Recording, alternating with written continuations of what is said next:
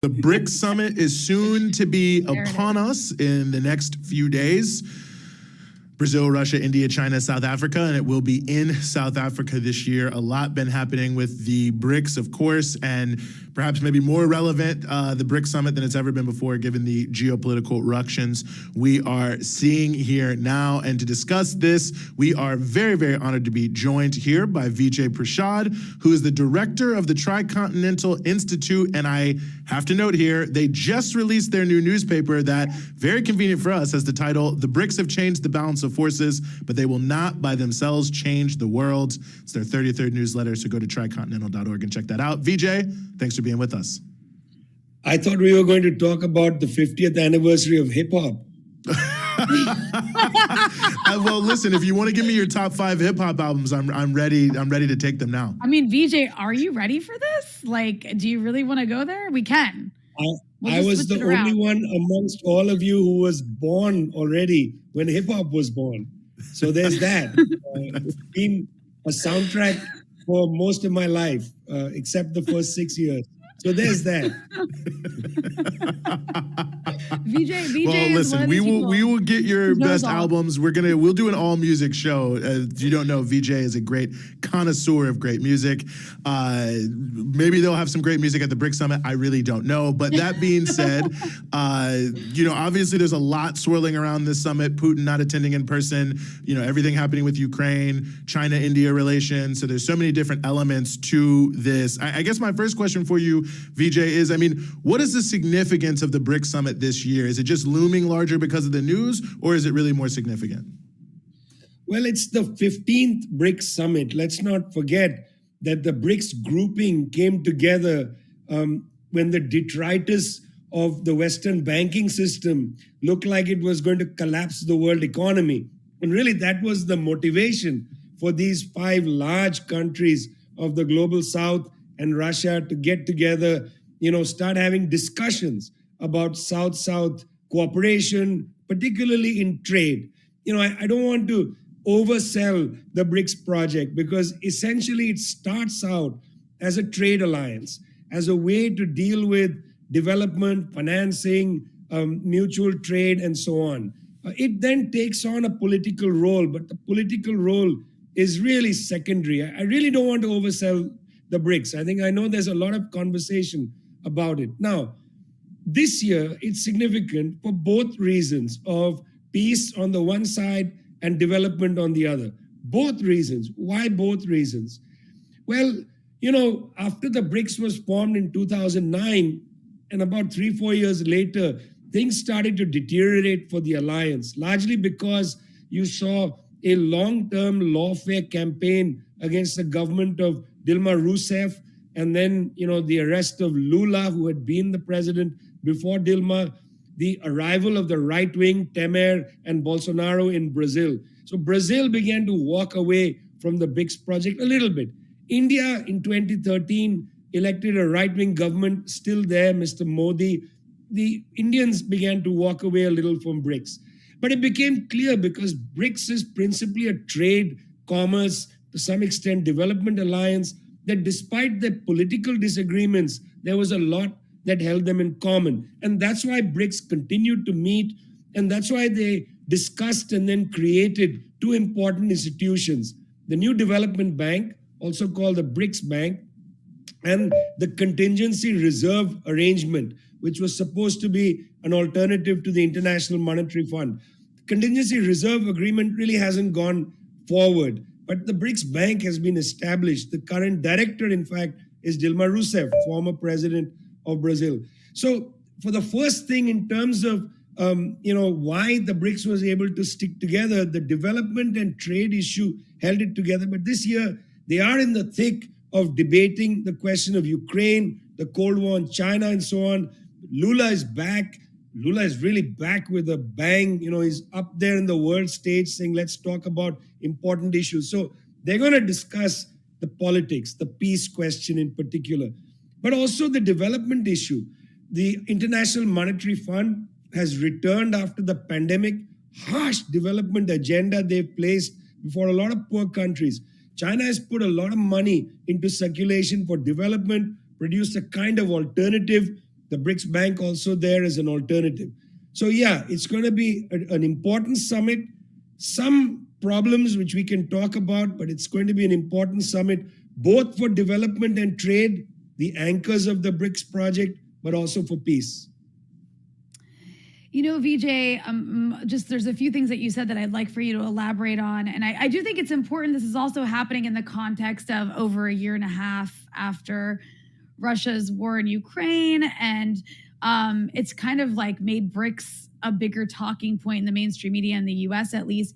And one thing I noticed just kind of perusing the coverage that it's receiving before the fact now is there's been a lot of attention in the corporate mainstream press in the US and in the UK on this, like, they're trying to make, I think, a bigger fight about it than it actually is, about the idea of, oh, there's like an internal debate inside the BRICS countries about who to accept, right? Because you do have a lot of countries across the global south applying for, to be a part of BRICS. Many, in fact. And also there's a little bit of disagreement about how many countries or who should be let in. And like I mentioned, a lot of like outlets like AP, Reuters, The Economist are kind of making this a bigger deal than maybe it actually is, or maybe it is a big deal. I don't know. But what's your sense of how important this discussion is? Because there are so many countries, including ones that are closely aligned with the US, who are actively trying to join this organization. Well, look, the world is filled with contradictions, and I think that's how we need to understand things. Most important is that many, many countries, poorer countries, developing countries, some rich countries like Saudi Arabia, many countries see the BRICS as significant. I mean, the fact that they are lining up to join BRICS, I don't want to get into the details. I mean, one of the countries is Argentina. You just had a segment on Argentina with my colleague Zoe. Argentina might have a far-right government next. I don't think the Brazilians will be particularly happy to have Argentina as a full-fledged member of BRICS with that kind of government. On the other hand, because BRICS is anchored in a trade and development agenda, even a far-right government is going to have to deal with the BRICS countries. Look, whatever they might say, the largest trading partner of Argentina is China. You can't get out of that. Australia, Japan, largest trading partner, China. They both joined the regional agreement with China called RCEP. That's the reason why countries that might have some political disagreement with this or that BRICS country nonetheless want to be in on the action. I think that's the first thing. It's not about who's going to enter. The fact is lots of countries are lining up because they know the BRICS bloc is significant.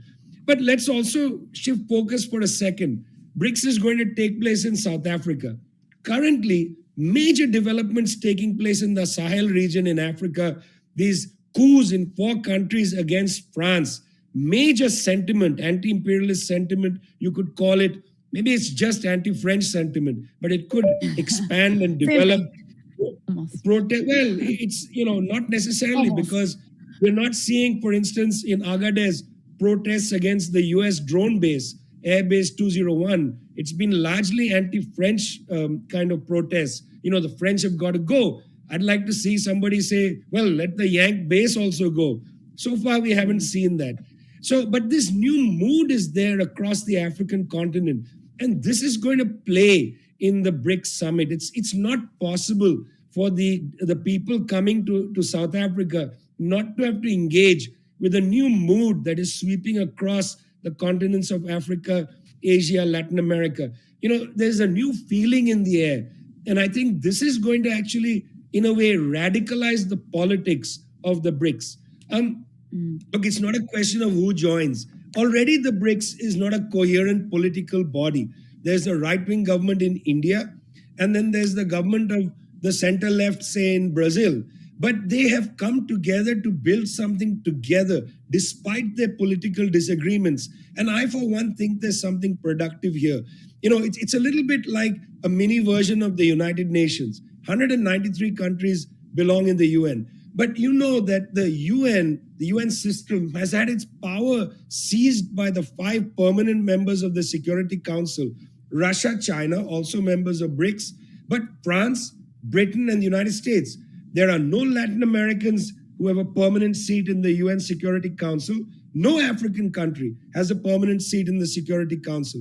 And part of the reason, in my opinion, for the emergence of the BRICS is that the door was closed by the permanent members of the Security Council to expansion of the permanent seats there. Brazil has long wanted a seat. South Africa has long wanted a seat. India has long wanted a seat. These are the three other countries in BRICS that are outside the permanent structure of the UN. You've got to see it in that perspective. They have national interests which seem to be converging despite political disagreements. No, very well taken points, especially about Niger. I've actually already seen the anonymous sources from the Élysée Palace leaking to the media that the U.S. is abandoning France to try to save their own bases. Interesting thing to look at. But speaking of war and peace issues, obviously one of the issues hanging over this is the war in Ukraine. It's in South Africa, the BRICS summit, where, of course, South Africa is helping to lead the African Peace Initiative that Russia has been, at least a little bit more than lukewarm towards. Brazil, obviously, been raising the issue of peace very aggressively. And then India and China, at least on the record, in favor of it. Putin, of course, will not be there in person, but is in close contact with all the leaders of all the countries, it seems.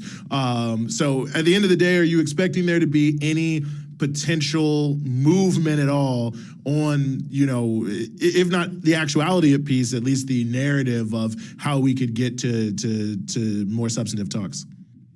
12 years ago, I wrote an article about how 4 African heads of state, including the President of South Africa, Jacob Zuma, were prepared to go to Libya, both to Tripoli to talk to Mr. Gaddafi and to go to Benghazi to talk to, the so-called rebellion leaders, many of them freshly flown in from the Gulf Arab states where they were financial advisors and so on, including Mr. Mahmoud Jibril.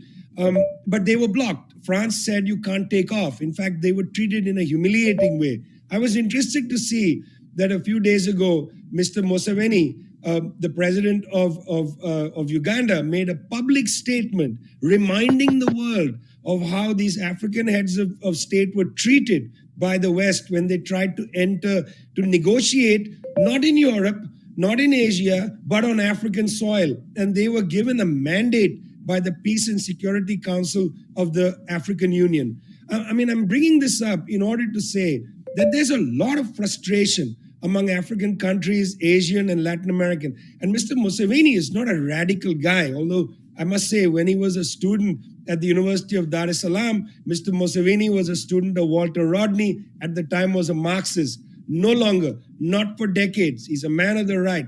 And yet there he is saying, look, you don't treat us with respect and we can't tolerate this anymore.